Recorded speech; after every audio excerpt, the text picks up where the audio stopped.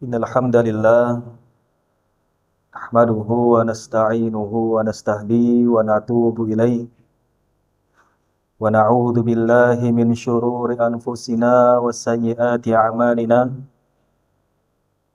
may yahdihillahu fala mudhillalah wa may yudlil fala hadiyalah asyhadu an la ilaha illallah wahdahu la syarikalah wa asyhadu anna Muhammadan abduhu wa rasuluhu la nabiyya wa la rasula ba'dah. Faya ibadallah usikum wa nafsi bittaqwallah wa ta'atihi faqad fazal muttaqun faqad fazal muflihun faqad fazal faizun. Haitsu qala Allahu azza wa jalla fi kitabihil karim A'udzu billahi minasyaitonir rajim. Bismillahirrahmanirrahim. Ya ayyuhalladzina amanu taqullaha haqqa tuqatih wa la tamutunna illa wa antum muslimun. Wa qala ya ayyuhan nasu taqu rabbakumul ladzi khalaqakum min nafsin wahidah wa khalaqa minha zawjaha wa batha minhuma rijalan katsiran wa nisaa'a.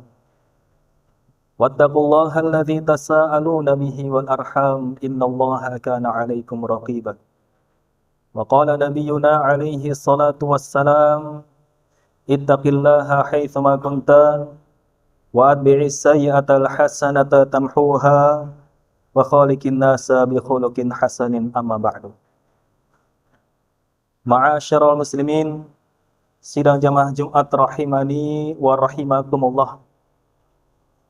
Pertama-tama marilah kita panjatkan rasa syukur kita kehadirat Allah Subhanahu wa taala. Di mana Allah Subhanahu wa taala di siang hari ini masih memberikan kita kenikmatan yang begitu banyak, kenikmatan yang begitu besar. Allah Subhanahu wa taala masih memberikan kita kesadaran akan wajibnya salat Jumat secara berjamaah. Di saat sebagian manusia sibuk dengan dunianya, di saat manusia sibuk dengan kemaksiatannya. Maka mudah-mudahan setiap langkah kaki kita menuju rumah Allah ini, Allah angkat derajat kita dan Allah hapus segala dosa. Kedua kalinya, salawat dan salam tidak lupa kita curahkan sepenuhnya kepada Rasul kita yang mulia, yaitu Nabi Allah Muhammad sallallahu alaihi wasallam, kepada keluarganya, sahabatnya, dan orang-orang yang senantiasa mengikutinya hingga datangnya hari kiamat. Kemudian khatib berwasiat kepada diri khatib pribadi khususnya dan kepada para jamaah, mari kita senantiasa meningkatkan iman dan takwa kita kepada Allah Subhanahu wa taala dengan sebenar-benarnya takwa. Takwa yang dimaksud yaitu ialah kita menjalankan apa saja yang diperintahkan oleh Allah Subhanahu wa taala dan menjauhi segala larangannya dengan segala kemampuan. Sahabat Ali bin Abi Thalib pernah memberikan 4 ciri orang yang bertakwa kepada Allah Subhanahu wa taala dengan sebenar-benarnya. Ciri yang pertama kata beliau, orang yang bertakwa itu yaitu ialah al-khaufu bil jalil. Dia takut kepada Allah Subhanahu wa taala. Dia sadar bahwa setiap perbuatan dan setiap perkataan itu akan dipertanggungjawabkan di hadapan Allah Subhanahu wa taala di akhirat kelak. Kemudian ciri yang kedua, orang yang bertakwa yaitu ialah al-amalu bitanzil. Dia beramal sesuai tuntunan, beramal sesuai yang dicontohkan oleh baginda Muhammad sallallahu alaihi wasallam.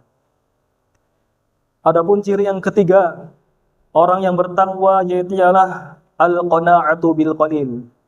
Dia qanaah, dia ridha, dia ikhlas terhadap setiap pemberian Allah Subhanahu wa taala walaupun hanya sedikit. Adapun ciri yang keempat, orang yang bertakwa yaitu ialah al-isti'dadu liyaumir rahil. Dia senantiasa mempersiapkan dirinya untuk kehidupan setelah kematian, yakni kampung akhirat. Maka ketika kita merasa bahwasanya kita adalah orang yang bertakwa dengan sebenar-benarnya, sudah adakah 4 ciri ini pada diri kita? Hadirin jamaah salat Jumat rahimani wa rahimakumullah. Kita sekarang berada di bulan yang mulia, bulan yang agung, bulan yang diharamkan oleh Allah Subhanahu wa taala. Sebagaimana firman Allah Subhanahu wa taala di dalam surat At-Taubah ayat 36.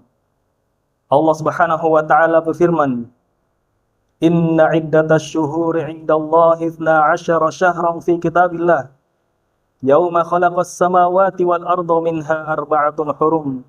Dzalika ad-dinul qayyim fala tadhlimu fihinna anfusakum." Allah Subhanahu wa taala berfirman, sesungguhnya hitungan bulan dalam 1 tahun itu ada 12 bulan. Yauma khalaqas samawati wal arda, ketika Allah Subhanahu wa taala menciptakan langit dan bumi. Minha arba'atun hurum, di antara 12 bulan itu terdapat 4 bulan yang disucikan oleh Allah Subhanahu wa taala, di antaranya yaitu bulan Zulhijjah. Kita sekarang berada di 10 hari pertama bulan Zulhijjah, yang mana 10 hari pertama bulan Zulhijjah ini merupakan hari-hari yang sangat istimewa, hari-hari yang memiliki faidah yang sangat besar, faidah yang sangat banyak.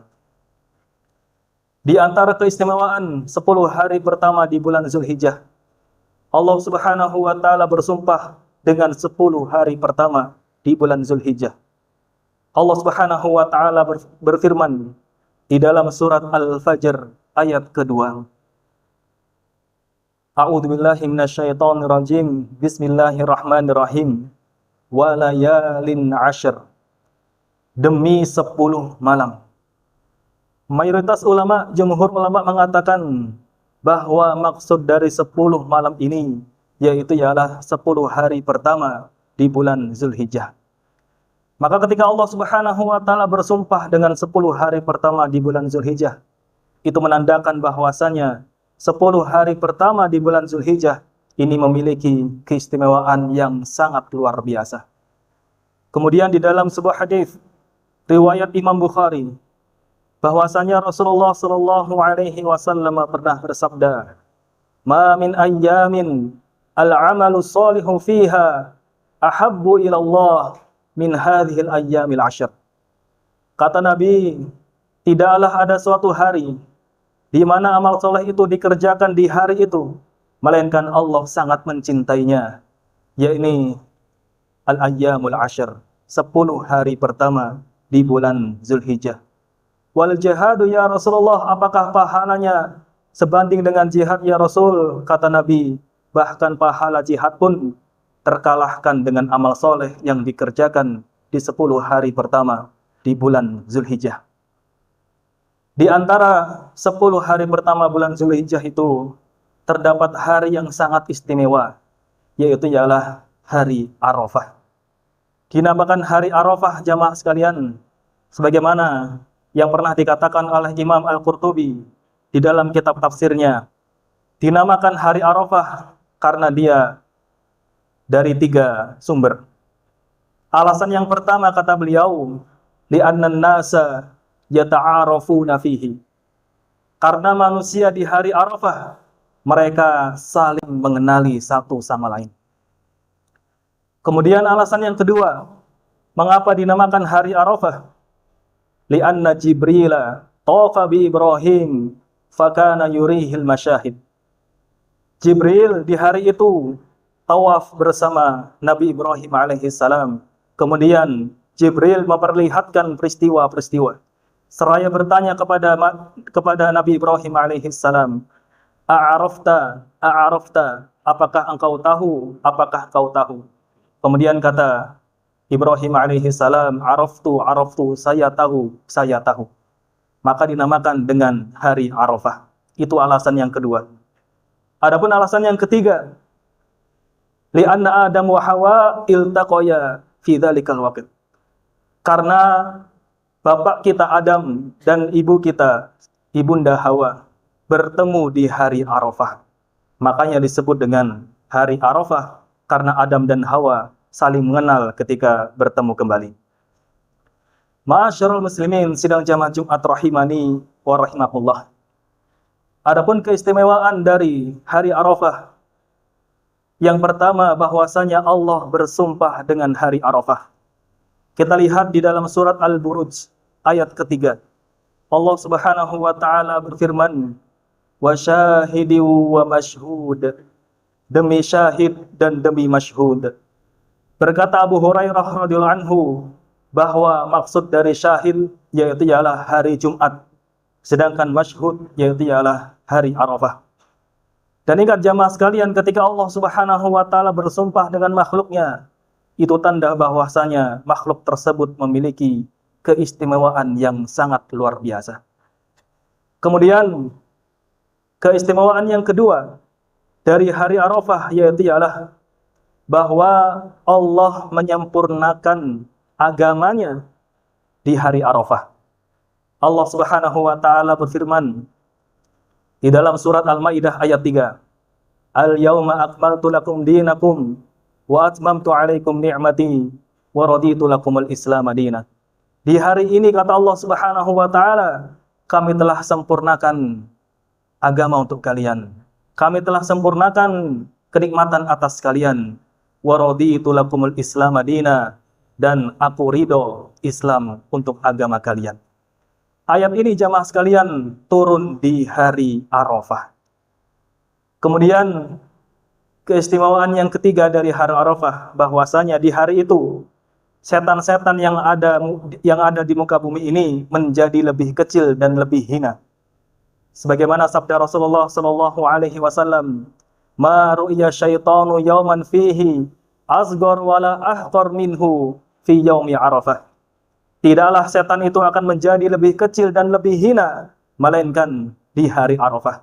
Jadi ketika kita sudah memasuki hari Arafah, maka sungguh setan-setan itu akan menjadi lebih kecil dan lebih hina di mata Allah Subhanahu wa taala.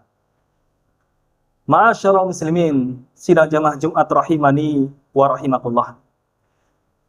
Ketika kita sudah memahami bahwasanya hari Arafah ini memiliki keistimewaan yang sangat luar biasa, maka kita sebagai seorang muslim hendaknya mengisi hari Arafah itu dengan amal-amal soleh.